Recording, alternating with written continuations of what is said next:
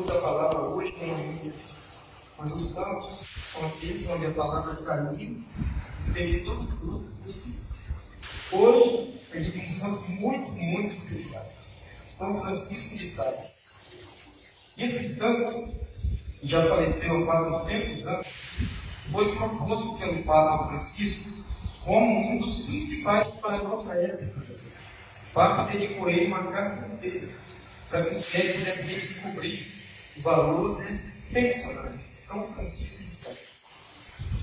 Primeiro, a vida dele começou com um problema. A vida dele espiritual começou com um problema.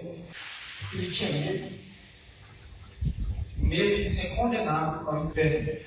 Havia, naquele tempo, um crescimento de uma corrente do protestantismo, chamada calvinismo. Essa corrente ensinava assim, que umas pessoas nascem já destinadas para ir para o inferno. Outras pessoas nascem já destinadas para ir para o céu. Não tem nada que possa fazer para mudar esse destino. É a doutrina da predestinação. Como convenci muitas pessoas, tinha uma campanha de convencimento das pessoas, ele era um que estava perturbado porque será que eu nasci para ser salvo ou nasci para ser condenado? Aí quando eu tinha 16 anos, eu era tormentado com essa questão. Até que um dia ele se colocou diante de uma imagem da Virgem Maria e resolveu sua crise da seguinte forma: de um jeito ou de outro, aconteça o que acontecer, seja eu salvo ou condenado, o que eu quero é me entregar nas mãos de Deus, sem pensar o que vai ser ou não. Eu abandono, eu me abandono, aconteça o que acontecer. Eu quero ser, dizia ele, como o menino Jesus na manjedoura. Porque o menino Jesus na manjedoura nada falou, nada pediu, acolheu tudo que chegou, de bom e de ruim. Vieram ali, por exemplo, os tormentos do filho, as dificuldades que a família dele passava, e tudo isso que Jesus sofreu, sem reclamar. Assim também vieram os consolos, a mãezinha dele, amamentando ele, dando a ele calor, o pai motiva ali, protegendo ele das contas. Tudo isso eram as consolações. Então, assim como uma criança que quer me abandonar diante de Deus, aconteça o que acontecer, de bom ou ruim, o que importa é saber Deus está comigo. Assim também, talvez, nós podemos resolver muitos conflitos que estão hoje no nosso coração, medos, angústias, o que vai ser do meu futuro, eu não sei. Sei que hoje eu quero me abandonar nas mãos de Deus e acolher tudo que Deus me der. De bom ou de difícil. O que é mais importante é estar cumprindo a lei de Deus. O resto, aconteça o que acontecer, vai ser o melhor caminho. Depois ele se tornou padre. Isso foi enviado justamente para um lugar onde esses calvinistas dominavam. Então ele, por exemplo, não podia entrar na diocese onde ele era o bispo. Ele não era permitido que ele morasse ali, porque os governantes todos eram anticatólicos. Toda a população quase era anticatólica. E ele tinha a tarefa difícil que Deus deu para ele de convencer aquelas pessoas a se tornarem católicas. Agora, como convencê-las? Se eu não posso nem sequer morar lá, como é que essas pessoas vão me ouvir? Então ele criou, inventou uma coisa que hoje é muito simples, mas naquela vez não. Ele inventou os panfletos. Escrevia pequenas partes de cada catecismo e saía de madrugada jogando nos quintais das casas, pulando nos postes, por panfletos de propaganda. E através daqueles panfletos, muitas pessoas puderam descobrir a beleza do catolicismo e se converter. Então, por isso, ele é o padroeiro dos jornalistas. Inventou esse modo de publicidade, de propaganda. Agora eu vou dizer algumas coisas que são frases, ensinamentos de São Francisco de Sales. Primeiro, o que dá valor às nossas obras? O amor que nós colocamos nela. Quanto mais amor, nós temos, a nossa obra vai valer mais aos olhos de Deus. Então ele faz uma comparação. Imagina alguém que sofreu um martírio por Deus. Derramou sua sangue.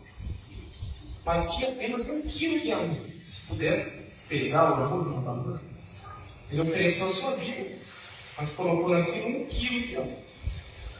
A outra pessoa, para defender Jesus, sofreu apenas um arranhão no braço. Mas ele tinha 2 quilos de amor. Qual foi a obra que agradou mais a Deus? A obra que agradou mais a Deus foi a menor, porque tinha mais quantidade de amor. Assim também, nós não precisamos nos preocupar em fazer grandes coisas. Precisamos apenas fazer as pequenas, desde que sejam feitas com muito amor. A nossa conversão pode não ser uma conversão aparente. Alguém olhar para a nossa vida e ver a mesma vida. Mas nós sabemos que o amor que estamos colocando naquelas obras é agora maior do que o amor que nós colocamos nas obras. Então significa que nós estamos continuamos fazendo o mesmo. Lá no meu trabalho, se é uma enfermeira, por exemplo, que cuida lá das doentes, se hoje ela cuida com mais amor do que ontem, está em fase de conversão, está evoluindo a sua amizade com Deus. Mas é a mesma coisa, exteriormente é a mesma coisa, é interiormente. E Deus veio escondido no coração, a quantidade de amor que nós temos. Outra coisa, qual é a felicidade do cristão? O cristão católico, para ser feliz, ele não pode se contentar com isso que vou dizer. Não roubar, não mentir, não cair na luxúria, rezar, não fazer falso juramento, honrar pai e mãe, não matar. Porque todas essas coisas são coisas boas, belas, mas que não precisa ser católico para fazer. Isso todo mundo vai fazer. Uma pessoa honesta, que viva segundo a razão, ela vai fazer tudo isso. Deus que nem acredita em Deus. E se nós somos católicos, nós só praticamos isso, nunca nós vamos saber qual é a felicidade sobrenatural que essa religião mentira nos proporciona. Nós só sabemos a felicidade do cristão se nós formos lá, nós procurar uma vida sobrenatural. Dizer, abandonar todos os bens, aceitar as injúrias, o desprezo, sofrer as humilhações, as vergonhas, resistir às perseguições, manter-se dentro de uma castidade absoluta, ter opiniões que são contra a opinião de Deus, resistir, mesmo quando todos os meus amigos pensam ao contrário de mim e me chamam de atrasado. Se eu for capaz de fazer tudo isso, ou alguma dessas coisas, então, vou experimentar, que é a alegria que Deus reservou para os seus. Ela está pronta. Significa que ninguém deve se contentar em ter uma vida honesta. Devemos ter uma vida santa. É mais do que uma vida honesta. Buscar a perfeição desse. E quem não busca a perfeição não sabe para que Jesus Cristo fundou essa religião. Não sabe para que Jesus Cristo fundou essa religião. Não vai experimentar, porque agora a alegria dos santos. Terceira coisa. Como alguém pode ser atraído para Deus? Como é que Deus atrai uma pessoa para Deus? Deus atrai com a sua graça.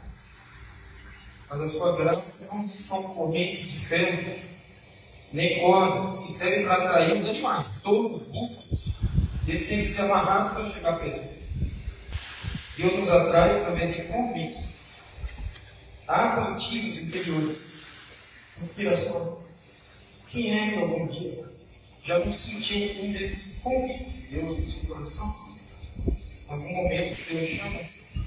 Faz ter vontade, nasce do nada uma vontade de ir à igreja, a vontade de abrir a Bíblia. Talvez nós nem chegamos a efetivar, mas o nosso coração nasce. Vai, temos que confessar. Talvez nem confesse, mas sentir a vontade. Então, essas coisinhas que nascem são os convites amorosos que Deus faz para nos atrair para a sem tirar nossa liberdade. E aí ele fala uma frase bem famosa. Um caçador de moscas, alguém que quer pegar muitas moscas, vai atrair muito mais moscas com uma gota só de mel do que com um barril inteiro cheio de vinagre. Então, se queremos atrair alguém para vir na nossa comunidade, não adianta bater nessa pessoa, atormentar essa pessoa, perturbar essa pessoa, insistir demais. Basta uma gota de mel. Significa a doçura, a bondade, a paciência, atrai muito mais que a perturbação contínua. A paciência é bondade, atrai as pessoas para Deus, para Jesus. Como uma mulher procurou um hospital católico em São Paulo, quando chegou lá, ela queria colocar um timbre. E o hospital se ligou. Não podemos colocar um timbre porque vai contra os princípios da religião. O que fez essa mulher? Postou, revoltada, um comentário no Twitter.